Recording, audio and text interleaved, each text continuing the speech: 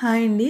Blouse front part cut చేసేటప్పుడు main dot ఎలా వేసుకోవాలో సింపుల్‌గా ఈ వీడియోలో చెప్తాను చూడండి. ఇదిగోండి ఇలా మనం బ్యాక్ పార్ట్ వేసేసి చుట్టూ కట్ చేసిన మార్కింగ్ చేసిన తర్వాత ఇలా షోల్డర్ మీదకి స్ట్రైట్‌గా ఇలా వేసుకోవాలి. కానీ షోల్డర్ మీద మిడిల్‌లో పెట్టకుండా నెక్ వైపు 1 ఇంచ్ వచ్చేలాగా చూసుకొని 1.5 ఇంచెస్ ఉండేటట్టుగా చూసి స్ట్రైట్‌గా వేసుకోవాలండి.